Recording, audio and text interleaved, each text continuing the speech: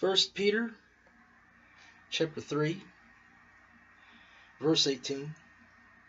For Christ also hath once suffered for sins, the just for the unjust, that he might bring us to God, being put to death in the flesh, but quickened by the Spirit, by which he also went and preached unto the spirits of prison, which sometime were disobedient, when once the long suffering of God waited in the days of Noah, while the ark was a preparing, wherein few, that is, 8 souls, were saved by water. May God bless the reading of his word. All right, here we are. We've made it all the way up to New Year's Cosmology, class number 20. 40 nights. All right, so basically we've gotten to the point to, have a frank discussion of the flood. This is, we had the fall of Lucifer scenario. You could count that as part. It all kind of blurs together at this point. But this is definitely part of the New Year's cosmology hypothesis. But in general, this is part of general creationism. And so we're going to talk about the flood and talk about how that went on and what happened. Now, the first thing is that we have to understand what the Bible's talking about when it talks about the flood. Is this historic or is this mythology? Okay, so I want to read this passage to you in Genesis 7, and I want you to think about what it is when people talk about a historic account. How would they tell history versus dealing with mythology? Now, this is Genesis chapter 7. And let's see here. It says, I'll start at verse 10. And it came to pass after 7 days that the waters of the flood were upon the earth, in the 600th year of Noah's life, in the 2nd month, the 17th day of the month. The same day were all the fountains of the great deep broken up, and the windows of heaven were opened, and the rain was upon the earth 40 days and 40 nights. And the selfsame day entered Noah, and Shem, and Ham, and Japheth, the sons of Noah, and Noah's wife, and the 3 wives of his sons with them into the ark. They and every beast after his kind, and all the cattle after their kind, and every creeping thing that creepeth upon the earth after his kind, and every fowl after his kind, every bird of every sort. And they went in unto Noah into the ark, 2 and 2 of all flesh, wherein is the breath of life. And they went in male and female of all flesh, as God had commanded him. And the Lord shut him in. And the flood was 40 days upon the earth, and the waters increased, and bare up the ark, and it was lifted above the earth. And the waters prevailed, and were increased greatly upon the earth. And the ark went upon the face of the waters. And the waters prevailed exceedingly upon the earth, and all the high hills that were under the whole heaven were covered. 15 cubits upward did the waters prevail, and the mountains were covered. And all flesh died that moved upon the earth, both fowl and cattle, and of beast, and of every creeping thing that creepeth upon the earth, and every man, all in whose nostrils was the breath of life, of all that was in the dry land, died. And every living substance was destroyed, which was upon the face of the ground, both man and cattle, and creeping things, the fowl of heaven, and they were destroyed from the earth. And Noah only remained alive, and they that were with him in the ark. And the waters prevailed upon the earth 150 days. So, what you notice is that this is very detailed and very chronological. Now, some have proposed the theory of the local flood. Now, when we get to the measurements of the ark, okay, it says in chapter 6, Genesis 6, it says, verse 15, and this is the fashion which thou shalt make of it. The length of the ark shall be 300 cubits. Now, a cubit is about 1.5 feet, maybe 18 inches. It says 300 cubits, the breadth of it 50 cubits, and the height of it 30 cubits. So, when they go with this local flood theory, they argue for a flood that, from what I've seen, is usually about 1600 BC, they claim. And basically, I think it was the Baltic Sea, and basically this could have prevailed for a 20-foot flood going across the Mediterranean. If the Bible has any accuracy, and this is a very detail-oriented account. Well, the ark, what do you say, 30 cubits is about 45 feet high? Well, the ark wouldn't float.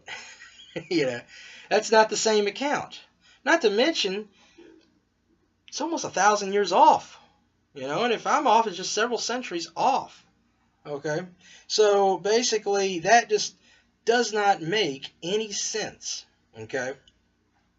Some other things to notice, of course, I talk about kind. Alright? It wasn't using the science word species. And sometimes there's many, many species that are still the same kind. Let's say like a moose and a deer. Alright? Or a bull and a buffalo. And a buffalo and a bison.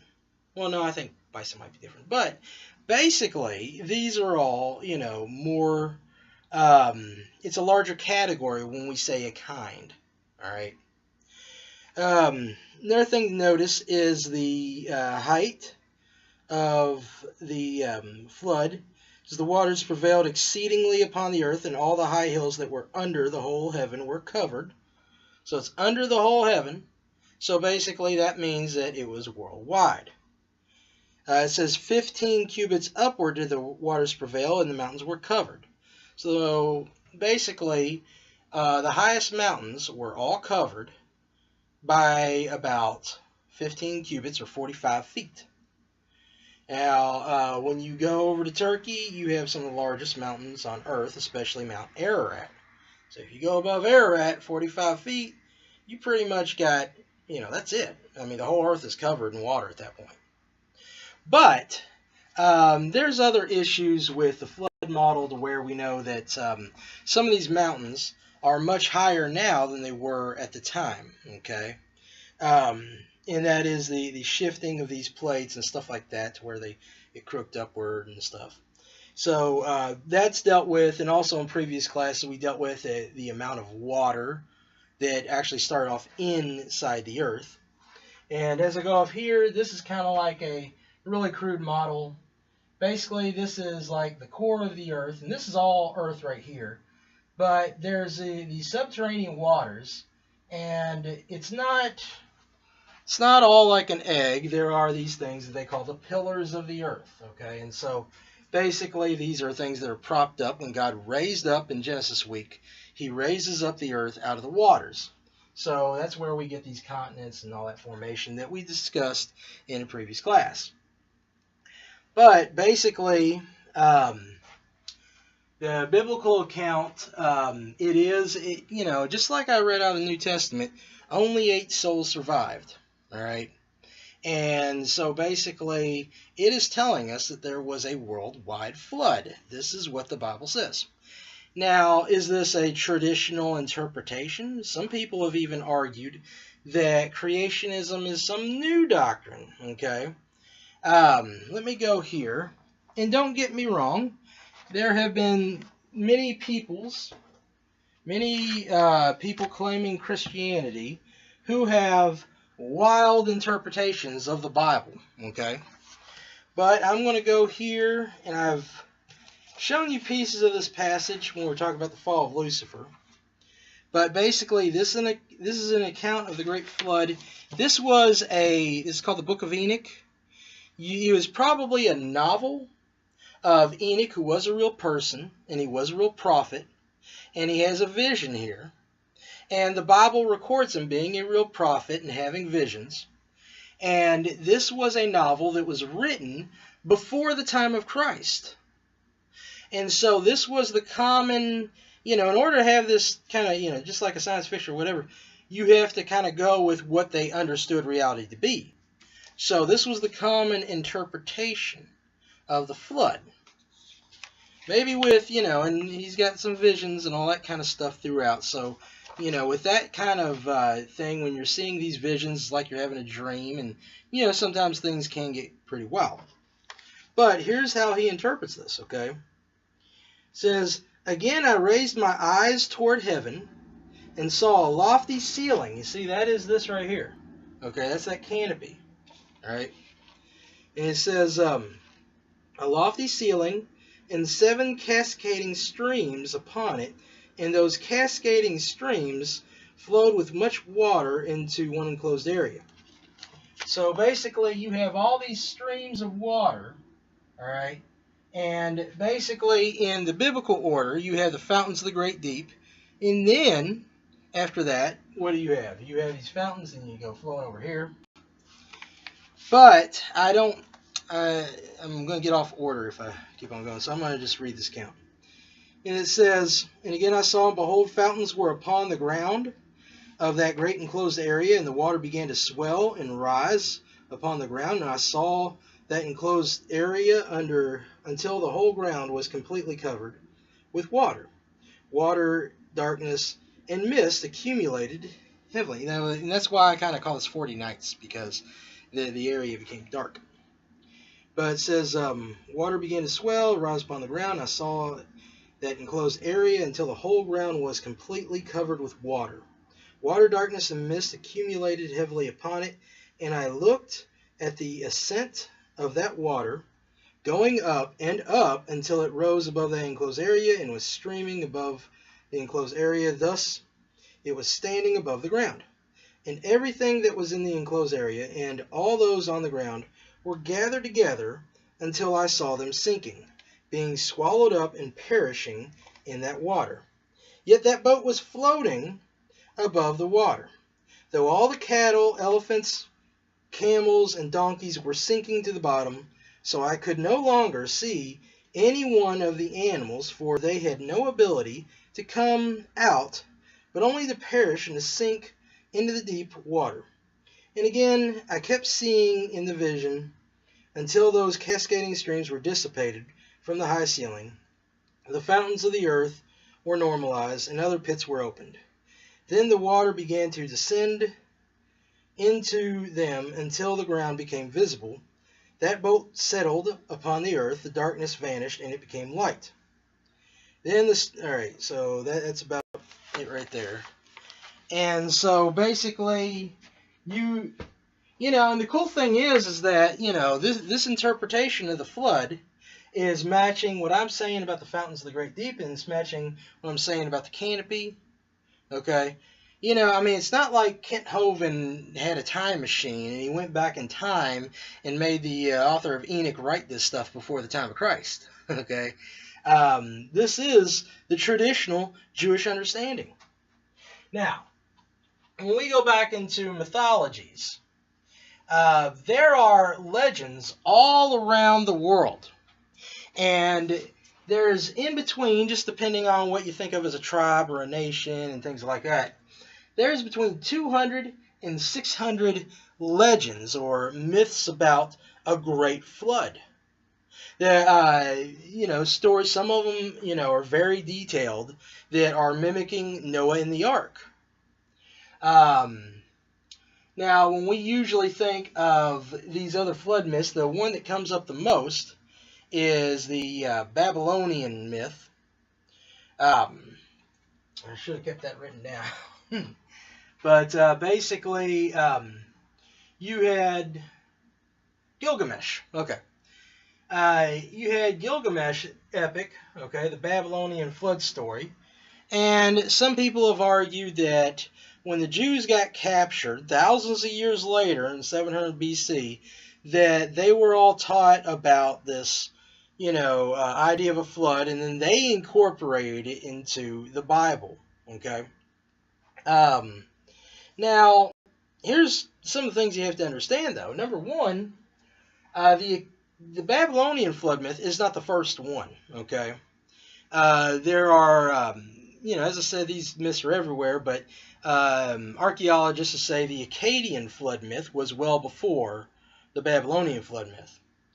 But the key is that all of them are myths and mythology. What are we arguing as far as the history of the flood? Basically, that if there was a worldwide flood, as Genesis reports, then a lot of people would tell it in an oral tradition. And then eventually they'd be written down, but they'd have all sorts of stories, and as you have family after family multiply, then you get different versions of the story. But if everybody around the world is recording something, then maybe there's some truth behind it. Okay? But the mythology was mythology. When you read some of these accounts, you have much more wilder stories. You don't have as many details as what we went over in the Genesis account. But Genesis is an account and not a myth. Okay? Genesis was under the authorship of Moses. Okay? He was editing, basically. Let me show you something here real quick. You find this, I think, about 9 times, and Henry Morris wrote a book about this. He called it the Genesis Record. Okay, so look that up. And of course, I'm going to post a lot of notes and all that kind of stuff later on in the comments section. As I have been for all these classes, I leave resources so that people can research this themselves. But this is Genesis chapter 5. It says, this is the book of the generations of Adam. When it says the book of the generations, that's usually the Hebrew word toldoth. Okay? T-O-L-E-D-O-T-H. And I know that's the English transliteration anyway. I mean, it's not Hebrew letters, but, and they don't have vowels. Okay, I understand that. But anyway, this is the toldoth. And so what are these? Well, basically, you would have these chiseled out plaques that would give family records. Usually, when we look at tombstones. When we look at tombstones, it's very similar in that idea, okay? And so basically, these tombstones would have the family records. Well, when you have these, the book of the generations and stuff like that, you're having that record from those stones. So Moses is taking the family record of his stones. But also, Moses is not just, he's smarter than your average bear. And what I mean is that Moses grew up as what? He was the prince of Egypt. The royal families would always be the highly educated class. So Moses had records from the Egyptians and their stories and all that kind of stuff. And Egypt was the, is basically the one civilization. It wasn't a one world civilization, but it was the major civilization of that time. Okay, that's back in the 1400s BC. So basically, Moses did have access to other records. Okay, he could compare and contrast. But more importantly, Moses was under inspiration, under the inspiration of God. When it comes to the Ten Commandments, it says that God had written out the Ten Commandments with his finger. Okay? And so basically, these are under inspiration. But when Moses is telling the story, he is telling history, okay? It is in a scholarly format, and that's what he's doing. He's going back, here's my family records, here's everything going up from Adam on, okay? And basically, God has anointed him. But beyond that, just by itself, okay, if we, even if you scrap off his inspiration, you have a historical account and a historic narrative. Now, let's see here. Also, when we have some disagreements, you have two things going on, okay? Number one, the account that Moses gives has a table of nations. And this table of nations is helping us to understand where all these groups came from. It's providing them a history, okay? Let's see here. Now, I don't have this like on my hands right now, so basically, I want to tell you, when you think about Egypt, for instance, okay? Egypt originally came from a fella named Mizraim, okay? In Mizraim, let's see here, let's dig in. Mizraim. Okay. Mizraim is the father of the Egyptian people, okay?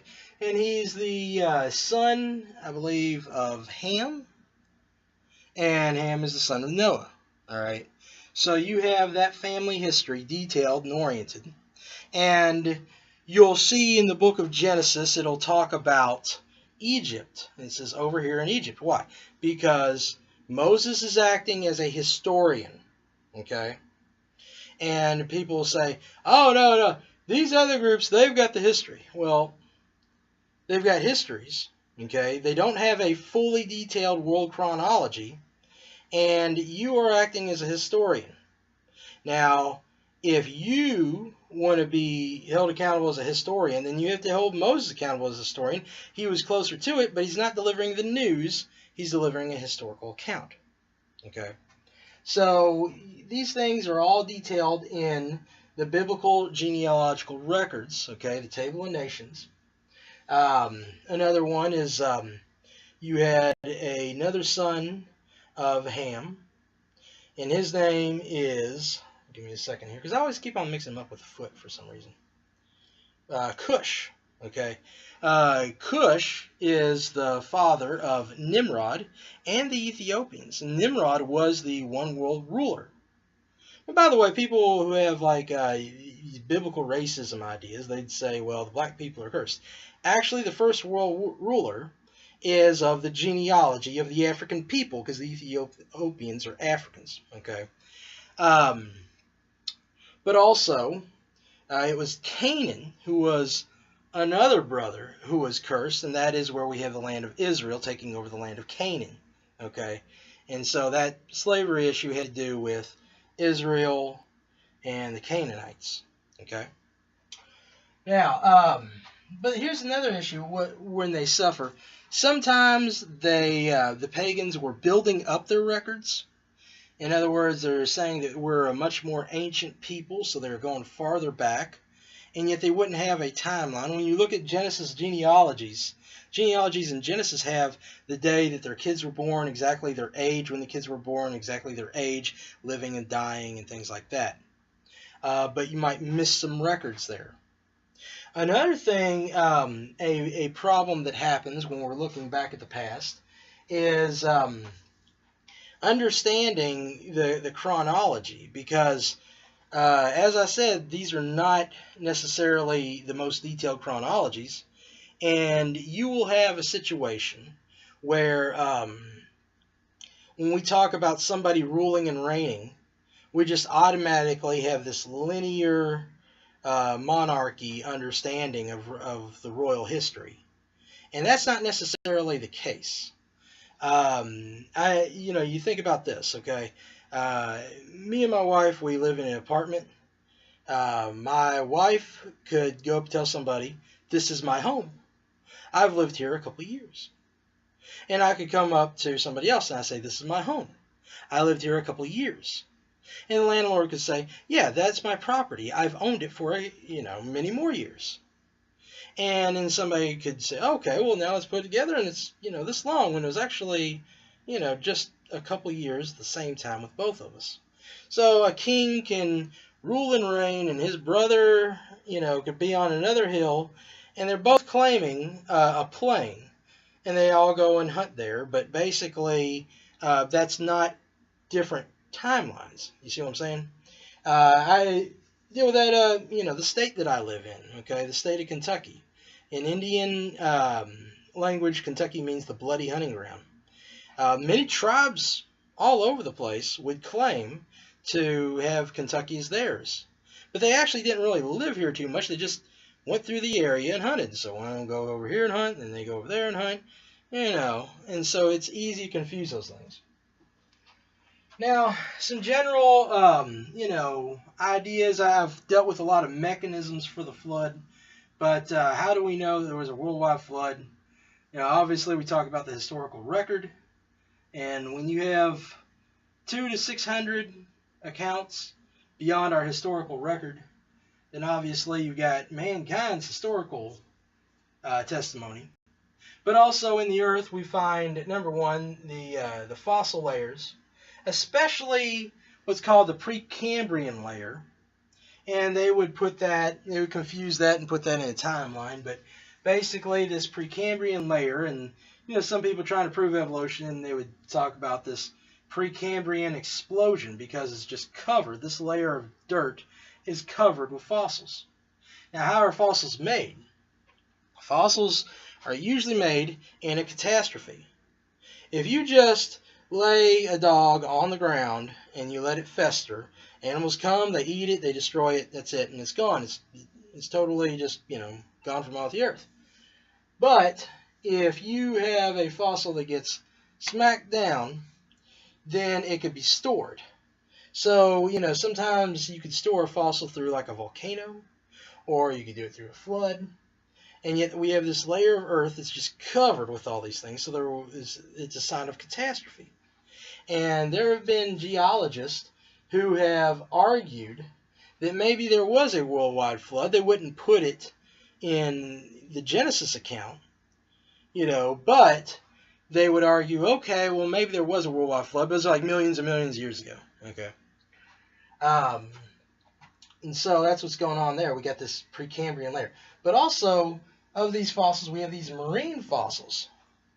Now, the marine fossils, that's aquatic life, okay? Sometimes it's aquatic plant or animal, sponge, or whatever. Jellyfish and fish, shark's teeth. And we find that all over the ground, but these animals don't live on the ground, okay?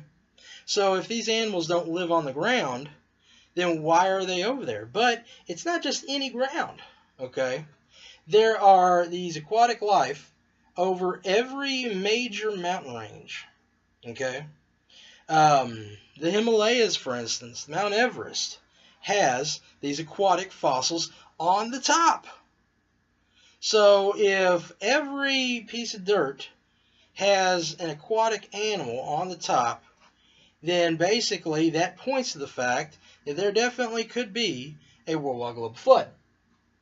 Sedimentation. Now, you have the rain coming down, and some of that is, I lost a really cool scientific word or something, but tranquil, okay? Some of that is just water raising up, but a lot of it obviously is water swishing around. And you have examples of sedimentation of dirt where the dirt kind of goes from one mountain range all the way over to the other, all right, spread out. We see that in the American Great Plains. We see that over in Russia going around like 200 years. Sorry, not 200 years, 200 miles. Going across 200 miles, you'll see like here's the dirt over here, and here it is spread all the way over here. And so as we go across all these different layers and all this massive sedimentation, points to a global catastrophe. Same thing for the canyons, but I'll probably explain that a little bit later. Now, when we're looking at the canopy, just remember, we have this 12-hour cycle of the rotation. And so the sun is heating up each half of that canopy, and so it melts, and then it refreezes and melts and refreezes, okay? And so you have this water swishing around on the top of the canopy. Now, you can just go back to my class, Windows of Heaven, to explain this in detail, okay? But basically, you have this water layer, this ice-cold frozen water, all right, water and ice. Then you have this layer right here. And when the fountains of the great deep burst forth, okay, then what's going to happen is that water shoots up and it explodes out of that canopy. Now, some people have wondered about how much heat is involved in this cycle, okay? Basically, what happens is that we talked about the fall Lucifer scenario, which that would make things to where the heat has not been cooking, but the heat kind of really happens more instantaneously, although the explosion is a lot longer. But basically, when that happens, it shoots down, and the water that shoots out goes up in these jets, okay? I worked many years. I've done a lot of jobs doing pressure washing. And if you have a pressure washer, it shoots out this water at this jet stream. Now, let's say like here's the nozzle, okay? And if I had my hand right here, it could blow a hole into my hand, okay? Now, if I have it about right there, then it just feels like a push of cloud. You know, I mean, it's like a push of mist, like a hard mist, but it's just like pushing, okay? But if we're going right here, you have this stream, and it can be very fine-tuned stream. So when we have the water bursting forth out of that rock layer, it's shooting forth as a stream, okay? And it's going a couple miles up in the air. So all that heat is going straight up. It's not permeating the earth. And some of it does in a way, okay? Because a lot of other stuff is going to happen too. So there will be a lot of heat. And it's like, well, wouldn't that, boil the sea? Well, I don't argue that it boils 100% of the oceans, because we still have fish and we still have, marine mammals and all that kind of stuff. So, don't get me wrong, okay? I would say, in between Alaska and Russia, and, maybe above the Antarctic with the Indian Ocean, I think that those areas would probably be, and this is my guess, but this would be the safe places for some of those animals to live during that catastrophe. But going back, most of this heat is escaping in this jet stream. And then what happens? Well, you have this mist spreading out from the jet stream, and also from this water leaking too. And that, once it's spread out, see all these dots? That is the rain that's hitting the earth. So that's spreading around all this rain because of those streams. And that's what it talks about in that tale of Enoch, is these streams going around the canopy, okay? Or rivers or canals. So that all that water is shooting out there, and this is an ice canopy. So all that water, which is hot, is now being cooled down, okay? So we have that cooling period. And also, one thing to remember is that there is an account in the Bible of, during the flood, there is a mighty wind of God going around the earth. What's the mighty wind of God? Well, for every action, there's an equal and opposite reaction, okay? So as all this force is shot up out from the earth, then obviously there would be a drag back. And that drag, well, space is an extremely cold place, negative 300 degrees Celsius, until the sun is hitting it at that time. So basically you have all this cold pressure coming right back in, all right?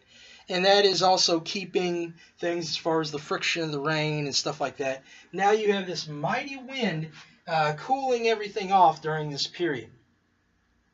And basically kind of, restoring that sense of normality. Now, when we look at the ark, a lot of details. I've got a large report that I'll put on called Archaeology. But basically, um, when we talk about the details of the ark, what you have to understand is that unlike the myths, okay, the measurements that were given for the ark and the plausibility of different things, and we talked about kinds, so we're not talking about subspecies, subspecies, the 5 million and all this kind of stuff. Especially, you got to take out fish, and you got to take out, a lot of different breeds of animals and breeds of insects and all that kind of stuff. And the insects are this small. You know, basically, what they find is that when you take the raw construction, okay, you find that the ark was a seaworthy vessel, and all this stuff, keeping it together for under a year. Um, all that stuff is feasible. They've had physicists kind of go over it, and another group, the American, let's see here, American Bureau of Sea Vessels. Let's see if I got it here. Grab my notes real quick. American Bureau of Shipping. Okay, so the American Bureau of Shipping. Check this out. We looked at other groups, kind of checking it out, and everything there fits for a seaworthy vessel. And by the way, the Ark, not fully a boat. That's a misconception because it'd be really like a barge. It's not designed where it had to really go anywhere. It just had to float, stay up, keep people around. But here's the big question, though. If the flood is just this fictional account, and whether or not you think it's Noah or Moses or somebody later, how would you go about building or designing a boat that nobody else has built? Okay, you have no idea what a flood would be like, especially you're talking about some ancient people. Okay, you don't know what a worldwide flood would be like, and yet all the measurements in our current science, okay, makes this thing a seaworthy vessel. How did you get the measurements just right for something that did not exist in a scenario that does not exist? Okay? How could that have happened? Because, I mean, it's one thing to argue about, oh, this guy's a myth, and they got a boat, and, up here Gilgamesh had a cube, and all this kind of stuff. But when you get everything just right, and you're putting this in historic detail, okay, it would seem that would say that this really happened. The problem is the implications of what really happened. By the way, another thing that's kind of interesting is it kind of mentions that the waters were assuaged. Now, when it talks about assuaged, it's like all these waves and everything are kind of moving down and everything is being put in its right place. Okay? And so he has these details of how long it took for the waters to all settle down and everything. Once again, putting that historical detail in there. All right. So the waters assuaged, and then, they all find themselves on the ark. Now, the Bible says it was the mountains of Ararat. It doesn't say Mount Ararat. So, it's kind of hard to tell. Basically, we think it was probably in Mount Ararat that we have today, but it could have been through other places. The earth got shaped a little bit from an event I'll talk about in a second with the Ice Age and what we call the account of the days of Peleg. Okay? But basically, and it doesn't really matter because it's thousands of years later, and the wood of the ark could have been done. A lot of things could have happened to it. It could have been burnt up. The wood could have been used for housing. In other words, they would have cut the wood down and build homes with it, build huts. There is a lot of historical reference, though, a lot of historical testimony that says that the ark was indeed in Mount Ararat. Okay, it was indeed in the one Mount Ararat that we have today. Ancient sources like Josephus and Bacchus and A lot of different groups of people have kind of pinpointed it there, and they've said that people would go up there and they'd go and chug off pieces of wood to kind of say this is the ark, and not necessarily pointing it to the Bible, but they'd say, hey, this is where it came from. So, there's a lot of historical testimony. There were some pilots out in I think it was like the 40s, the 50s, and problem is that Ararat is a terrible place. It's got volcanoes, it's got glaciers, and it's been a war zone, and it's owned by very crazy people. So while the communists had taken over this area in Turkey, and the communists, they illegalize any religion, okay? So if these people are wanting to push evolution to keep their empire going, don't really have they got a dog in the fight, okay, to make sure there is no ark, all right? But basically, during that time, a pilot came down, had pictures, and they have this weird structure stepping out with this right angle, and what looks to be, a big thing right there. A lot of people, intelligence, American and CIA, all that kind of stuff, said, this structure looks like it could be a boat, could be the ark, really. We're like, hey, that structure doesn't exist now. They've other archaeologists and Christian ones too, okay, have looked up in the mountain, and that's gone. Of course, there's a lot of glaciers, a lot of volcanoes, but also could have been somebody destroyed it, okay. There are Muslims that have owned the territory. Now, Muslims, I think that there are many groups of Muslims who would agree with it. They would stand up for the ark, okay. So I think there are ones that would have fidelity to the issue that would protect something like that. But there are groups of Islamic terrorists that destroy, you see this happening in Israel. They go around and they've destroyed a lot of archaeological sites. So, there are some who would do something like that in terror. So maybe some of those extremist groups or Russia, they could have destroyed it. So that's kind of where we're at as far as the ark situation. But basically, we do have historical record of people saying that there was an ark. Now, the days of Peleg, from what I've read, probably 200 years, okay, after the Tower of Babel and stuff. Some people argue that this was the dividing of the nations of people, but it says the earth was divided, okay? And a lot of people in creation science have argued that there was one ice age that was started from the flood. Now, in my model, what they do is what we have is the ice canopy cracks and is destroyed. Maybe not totally destroyed, but most of it, obviously, gets destroyed. And so all this ice ends up being attracted magnetically. And we talked about the magnetic properties of frozen hydrogen. But basically, it just basically gets absorbed into the North and South Pole. And as that happens, I believe that, this will all pile up. And when we go through the mythological symbols, the mountain of God is the huge mythological symbol. I mean, you still have it today. You look at your dollar, okay? And you have the pyramid with the eye on it and glowing, all that kind of stuff. Well, basically, I'm wondering if maybe with that magnetic attraction, that ice age, when it first starts happening, it first starts piling up, maybe it makes a pile that looks like this giant mountain, okay? And of course, when we look at the top of the earth, we have the Arctic Ocean. We have the land that's sunken in. So you had all this land, all that pressure. And then it will eventually spread out, as far as the ice age. And with that ice age, what happens is that all that water is eventually going to melt. And when it melts, it causes other subfloods, like, we talked about with the Baltic Sea, okay?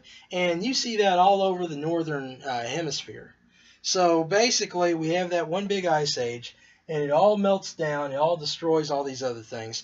and it raises the water level. When you raise up the water level, it would divide the land because the lower land would fill up, and all of a sudden, uh-oh, I can't get over there. There's a river right there. You see, so it divides up the land, and the people are divided up. So basically, that's kind of what's going on at the end over there. But when you have this Mountain of God thing start up, I think that may have happened and may have given a guy named Nimrod some ideas where he creates the Tower of Babel to reach up to heaven. Okay, and this is where a lot of the mythologies are getting their ideas, and they start building up these. I forgot what you call them. But another one they have is like the pyramids. Okay, we'll just go with that, the pyramids. So basically all these pyramidic structures and all the empires. Okay. So I guess the last thoughts is that as a Christian, a lot of times we get encouraged by this idea. All right. We get encouraged by the idea because basically it proves the power of God. But actually, this is a dark time. This is judgment. It's a judgment that came upon the face of the earth. And the fact is that when you get these facts together, all of a sudden you start to realize that God is holding you accountable, that there is a judgment, and that you need to seek salvation. We'll see you on next class.